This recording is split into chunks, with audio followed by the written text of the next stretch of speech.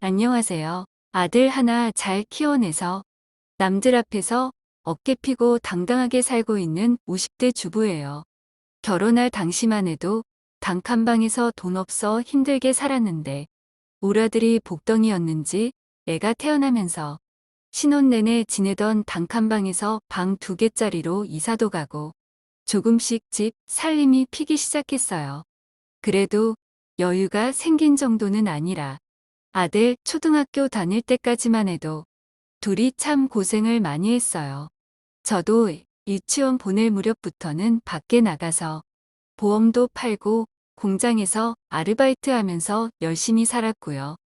애학원도 제대로 못 보내고 외식 한번 제대로 못하고 정말 세 식구가 진짜 똘똘 뭉쳐서 살아왔죠. 애가 어릴 땐 애한테 참 미안했어요. 남편이랑 저랑 둘 다 일한다고 애 혼자 집에 있는 시간이 길었거든요. 제대로 밥도 못 챙겨줬고요. 그래서 가끔씩 옆집 여자한테 돈 쥐어주면서 애 밥 챙겨줄 때 우리 애도 좀 같이 챙겨줄 수 있냐고 부탁 아닌 부탁을 할 때가 있었어요. 옆집에 저희 애랑 동갑인 남자애가 살고 있어서 애들끼리도 친하게 잘 지내고 있었거든요. 옆집 여자는 제가 그런 부탁을 할 때마다 실은 내색을 많이 하긴 했지만 그래도 돈 주면서 부탁하니까 알겠다고는 하더군요. 근데 하루는 퇴근하고 옆집에 애를 찾으러 갔는데 우리 애가 울고 있더라고요. 무슨 일이냐고 옆집 여자한테 물어보니 우리 아들이 자기의 반찬을 탐내서 혼을 냈다고 하더라고요. 그 말을 듣는 순간 너무 화가 났어요. 제가 애를 그냥 부탁한 것도 아니고 돈까지 주면서 식사 챙겨달라고 부탁을 했던 거잖아요.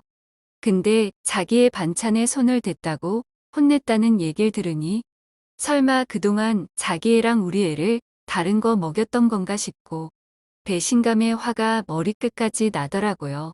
그래서 당장 따져 묻고 싶었는데 순간 앞날이 걱정됐어요. 제가 애를 제대로 못 챙기는 상황이다 보니 옆집 여자가 애 밥을 안 챙겨주면 애를 챙겨줄 수 있는 사람이 없었거든요. 그래서 뭐라 따지지도 못하고 그래도 애 봐줘서 고맙다고 인사를 했어요.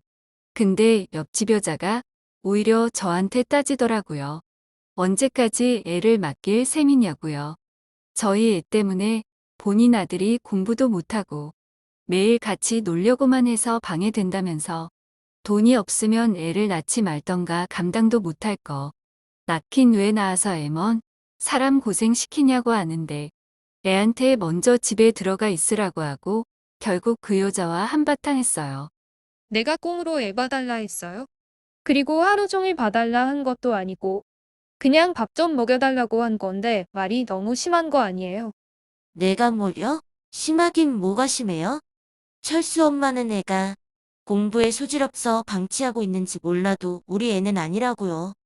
보니까 애 아직 글도 제대로 못 읽는 것 같던데 그건 알고 있었어요? 뭐 얼마나 대단하게 돈 번다고 그러는지 몰라도 애 신경 좀 써요. 근데 옆집 여자의 말에 더 이상 아무 말도 할 수 없었어요. 그 여자 말대로 진짜 모르고 있었거든요. 우리 애가 글도 제대로 못 읽고 있는 상태라는 거려. 그래서 제대로 말도 못하고 집으로 들어와서 애 끌어안고 펑펑 울었어요. 애한테 너무 미안해서요. 그리고 그날 바로 남편한테 말했죠. 우리 둘 다 돈 번다고 애를 너무 내버려뒀던 것 같다고. 수입이 좀 줄어들어도 나 이제 일 그만 나가겠다고.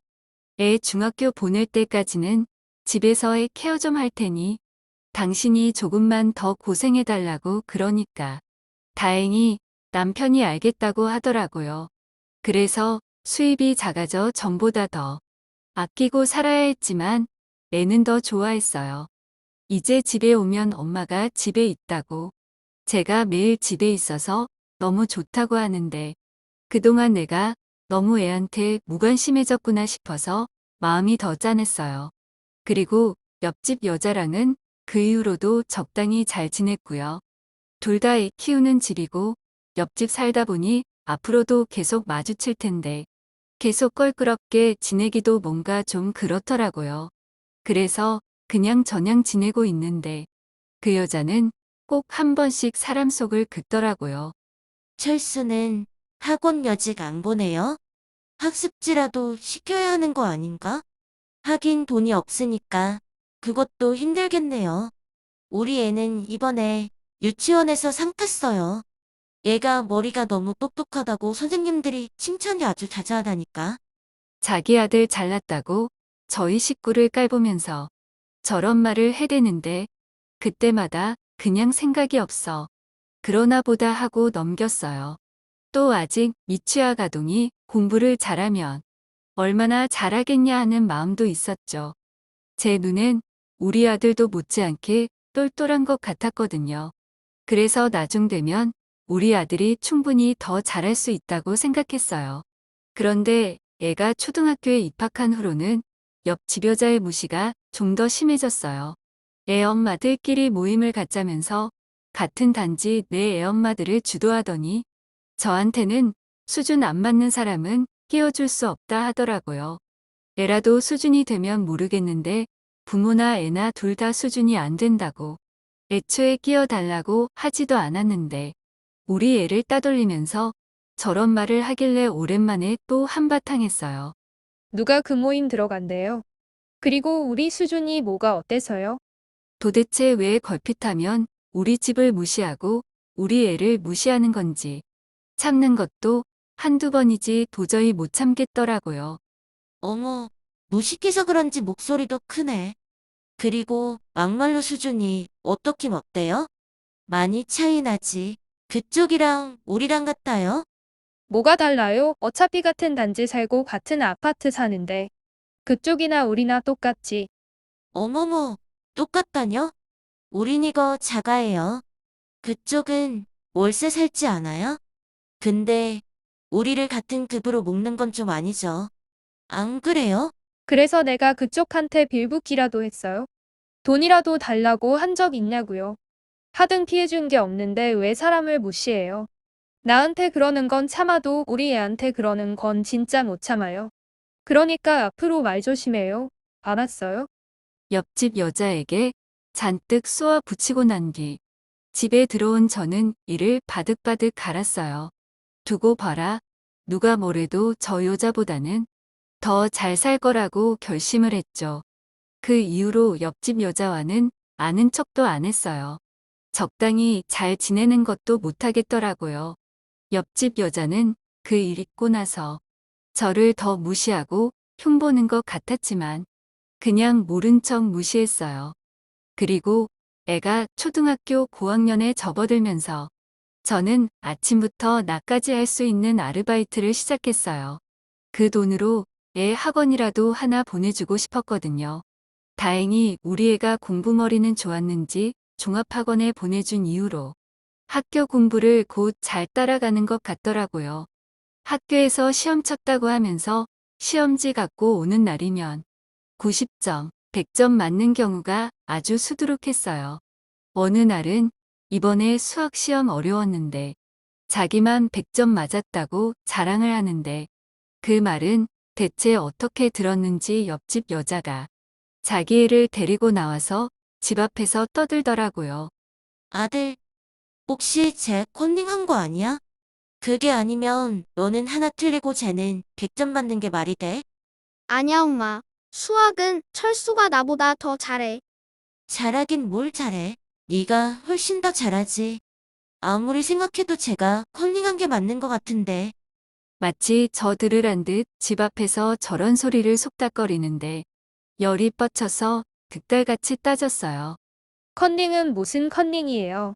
살다 보니 내 아주 별말을 다 듣겠네요. 어머, 누가 그쪽 애가 컨닝했대요? 왜요? 찔리나 보죠? 아니에요, 아줌마. 저 컨닝 안 했어요.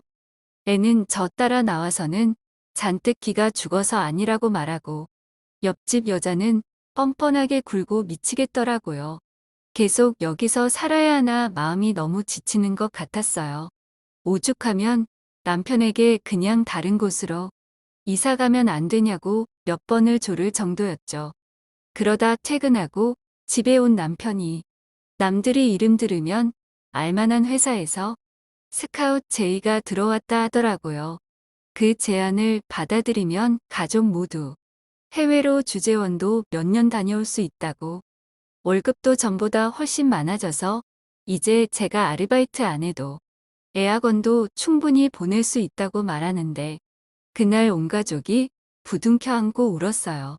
평소 애가 먹고 싶다던 소고기도 잔뜩 사서 구워 먹고 케이크도 사서 파티도 했죠. 그리고 남편이 회사를 옮기면서 오랜 기간 동안 월세로 살고 있던 그 아파트를 나와 다른 곳으로 이사를 했어요.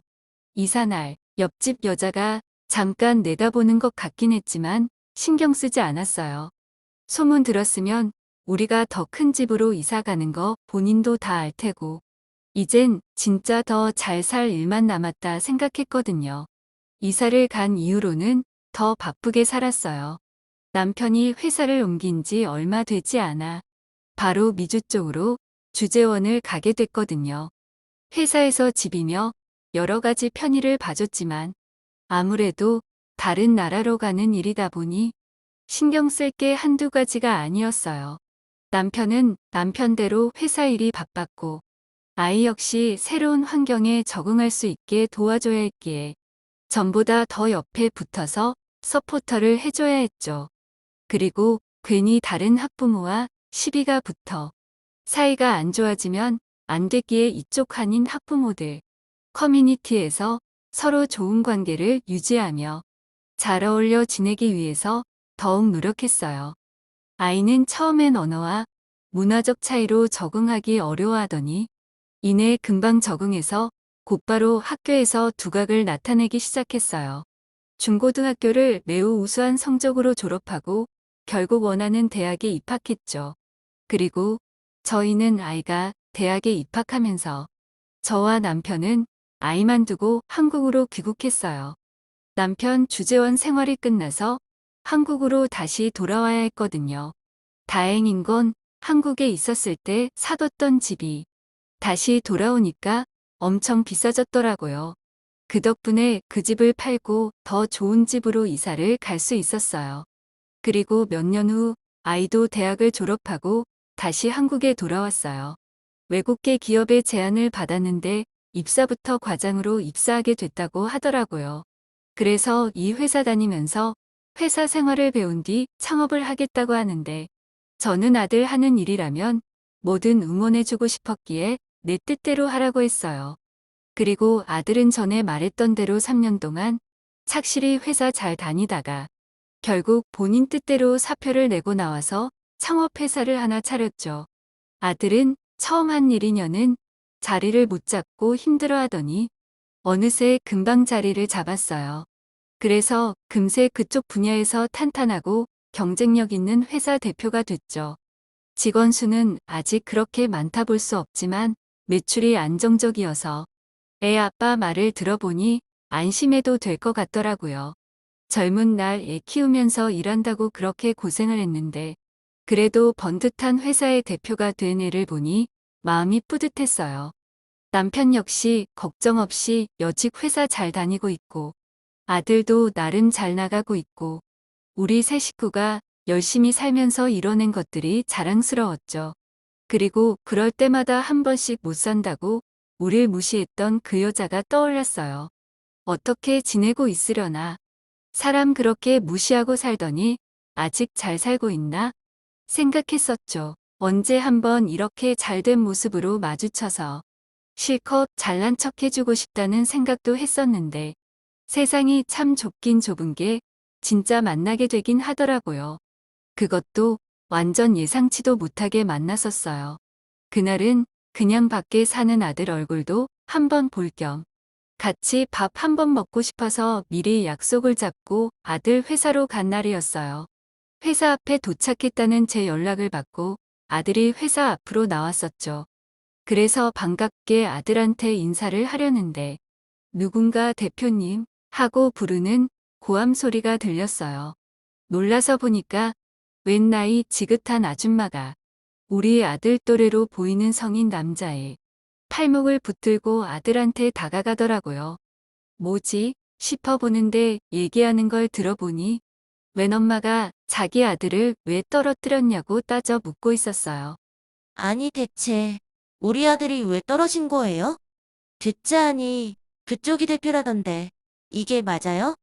아주머니는 금방이라도 우리 아들을 잡아먹을 것처럼 아주 드세게 묻고 있고 옆에 아들처럼 보이는 사람은 어쩔 줄 몰라 하더라고요. 한심해 보였어요. 저 남자는 대체 나이가 몇인데 회사 취업이 안 됐다고 본인 엄마가 회사 앞까지 쫓아와서 저렇게 따지게 만드나 싶어 인상이 찌푸려졌죠. 아들 역시 제 생각과 다르지 않는지 표정이 좋지 않았어요. 본인 어머니예요. 이러는 걸 보니 왜 떨어졌는지 알겠네요.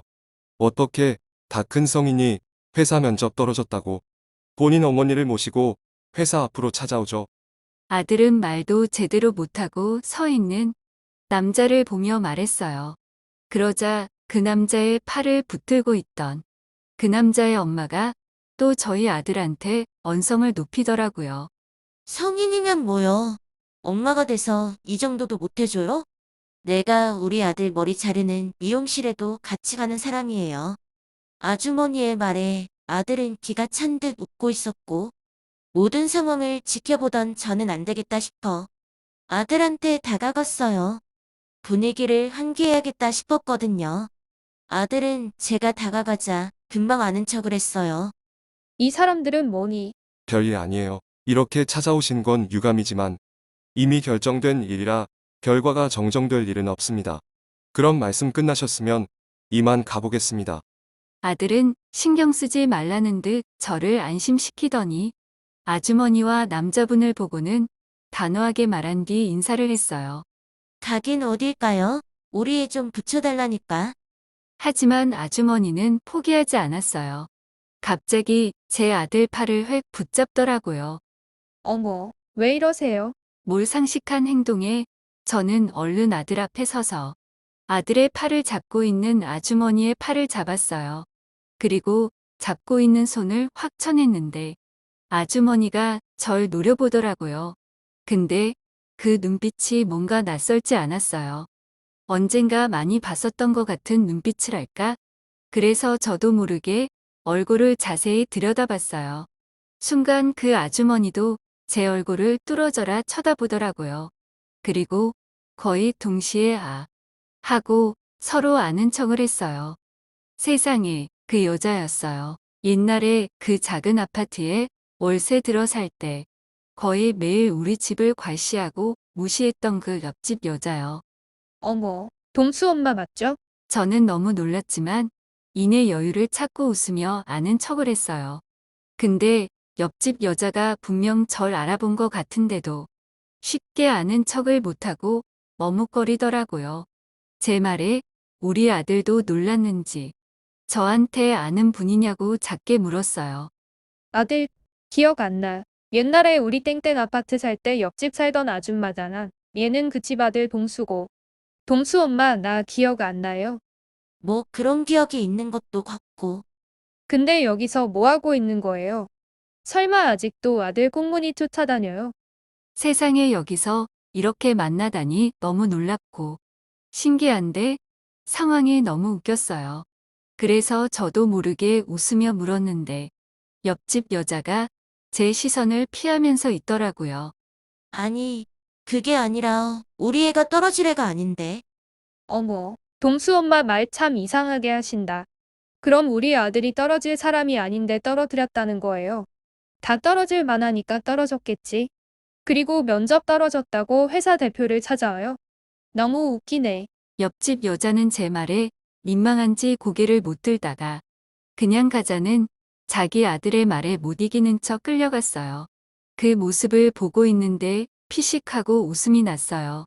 그래서 기분 좋게 아들한테 맛있는 거 먹으러 가자며 말하는데 갑자기 뒤에서 누군가 다시 말을 걸더라고요. 뒤돌아보니까 그냥 간 줄 알았던 옆집 여자였어요. 저기, 우리 애가 이번에도 취업이 안 되면 너무 늦어버려서. 애는 참 착하고 똑똑한 애거든요. 어떻게 좀 안 될까요? 그래도 우리 옛날에 좀 친했었잖아요. 내가 애도 봐주고 잘 지냈었는데. 어떻게 좀. 옆집 여자는 아무리 생각해도 이대로 가면 안 되겠다 싶었는지 용기를 내고 다시 말을 하는 것 같았어요. 제 팔을 붙잡고 간절하게 부탁하더라고요. 아니, 그렇게 착하고 똑똑한데 아직도 취직을 못한 거예요. 안타깝긴 한데 그래도 이런 부탁은 하지 마세요. 우리 애 회사도 다 체계가 있는 회사인데 이건 아니죠. 얘가 공무원 시험 준비를 한다고 시간을 그냥 보내서 그런 거지. 취업을 못했던 건 아니에요. 철수 엄마도 부모면 자식도 내 마음 좀 알 거 아니에요. 글쎄요, 난 내 자식 귀하다고 남의 자식 깔아뭉개고 무시하는 사람이 아니라서 그런가 잘 모르겠네요. 그리고 아들 회사는 아들이 알아서 하는 거지. 내가 따로 감나라 배나라 하지 않아서요. 그럼 우린 밥 먹으러 가기로 해서 이만 가볼게요. 예약 시간 늦겠네. 가자, 아들. 속이 너무 시원해서 계속 웃음이 나더라고요. 사람 그렇게 돈 없다고 무시할 땐 언제고. 이제 와서 저렇게 애원하는 모습을 보니 짠하기는커녕 꼬숩다는 생각이 더 먼저 들었어요. 사람 위치 변하는 거 한순간이구나. 갑과 을이 달라지는 게 세상 이치라더니 그 이치에 감사함마저 들었죠. 무엇보다 아들을 만나러 나온 날, 마치 드라마처럼 딱 마주치게 해줘서 신에게 감사 인사를 하고 싶을 정도였어요. 쓰다 보니 글이 길어졌는데 지금 생각해도 묵은 체증이 싹 내려가는 것 같아요.